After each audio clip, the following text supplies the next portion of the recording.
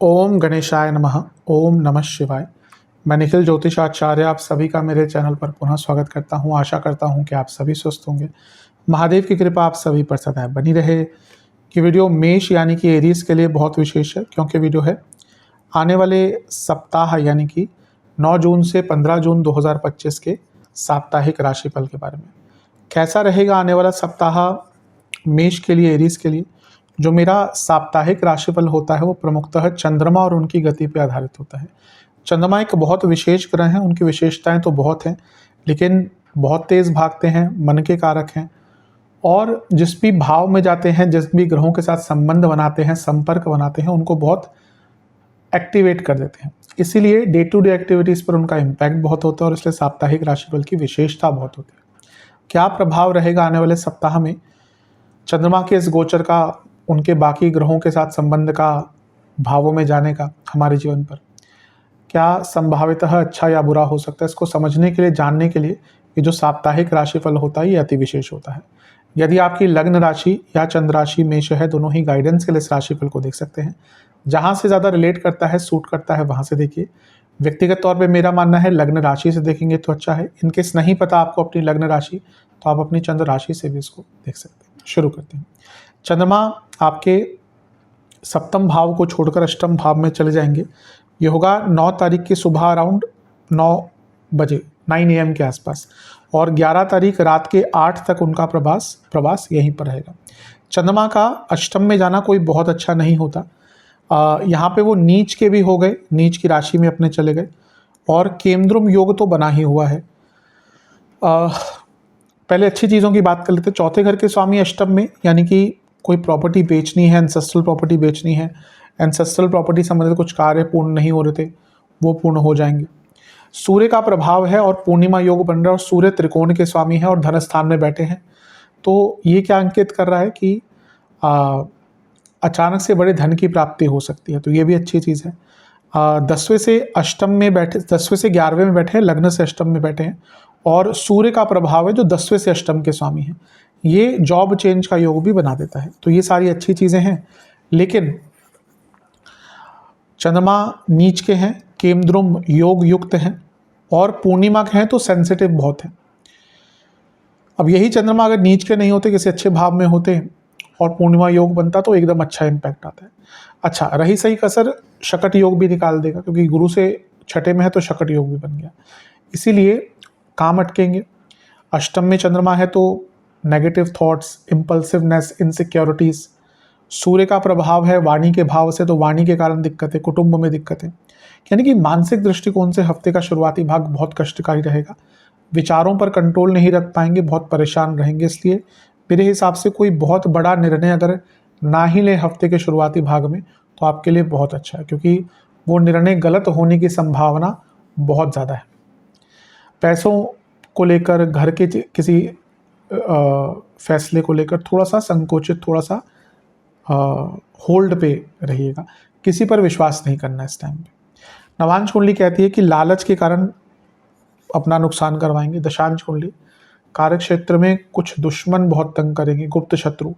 Business में भी यही कहूँगा कि किसी पर भरोसा मत कीजिए। ऐसा लग रहा है कि आपकी कंपनी में ही कुछ लोग हैं, आपके साथ ही कुछ लोग हैं जो चाहते हैं आपका बिजनेस नीचे जाए। लव लाइफ, बाहरी लोग बहुत प्रॉब्लम्स क्रिएट करेंगे और कर भी रहे हैं। वैवाहिक जीवन, दोनों को ही ठीक करना पड़ेगा। एक, जैसे कहते हैं ना, एक हाथ से ताली नहीं बजती, तो यहाँ पे दिक्कत तो दिख रही है, लेकिन प्रयास दोनों पर्याप्त नहीं कर रहे। दोनों ही को पर्याप्त प्रयास करने पड़ेंगे, तभी चीज़ें ठीक होंगी। स्टूडेंट्स की जहाँ तक बात है, ध्यान बहुत भटकेगा, गलत चीज़ों की तरफ ध्यान जाएगा। सेहत के अनुसार इन्फेक्शंस, प्राइवेट पार्ट से जुड़ी प्रॉब्लम्स, रक्त विकार, इन्फेक्शन और ब्लड डिसऑर्डर्स और स्लीप डिसऑर्डर्स तंग करेंगे। सर्वाष्टक में आपका लग्न ही बली है, इम्पल्सिव बहुत रहेंगे, कोई भी बड़ा निर्णय मत लीजिएगा। 11 तारीख को रात के 8 बजे के आसपास चंद्रमा राशि बदल के आपके नवम भाव में आ जाएंगे, और 14 तारीख सुबह के 6 तक यहीं पर रहेंगे। चंद्रमा का नवम भाव में आना अच्छा ही माना जाता है। केंद्र के स्वामी है, त्रिकोण में आ गए, यानी कि राजयोग बन रहा है। केंद्रुम योग तो भी बना रहेगा, काफ़ी टाइम तक बना रहेगा। लेकिन अष्टम से क्योंकि निकल गए तो स्थिति थोड़ी सी अच्छी हो गई, शकट योग भी खत्म हो गया और गुरु बुध का प्रभाव है, यानी कि एक सेंसिबिलिटी वापस आएगी, ज़्यादा चिंताएं नहीं होंगी। केमद्रुम योग तो है अभी भी, लेकिन बाकी थोड़ा सा प्रभाव ठीक हुआ है। बाकी थोड़ी सी चीज़ें, अच्छा एक चीज़ मैं बताना भूल गया, ये मंगल का प्रभाव भी था जब चंद्रमा अष्टम में थे, तो गुस्सा भी बहुत रहेगा, तो उस गुस्से से भी थोड़ा सा बचिएगा। वापस आते हैं तो चंद्रमा जब आपके नवम भाव में होंगे तो गुरु का प्रभाव जो खुद नवमेश है तो भाग्य साथ देगा, और थोड़ा सा धार्मिक भी रहिएगा, उससे भी एक पॉजिटिविटी रहती है। बुध का प्रभाव भी रहेगा जो दो उपचय भावों के स्वामी हैं, यानी कि कार्य कुशलता, रणनीति और स्किल्स के कारण आगे भी बढ़ पाएंगे। तो ये भी बहुत अच्छा एक योग आपके लिए बन रहा है, इसका लाभ उठाएगा। इसके बाद अगर हम देखें तो किसी और का प्रभाव है, हाँ शनिदेव का प्रभाव है, शनिदेव की दृष्टि है।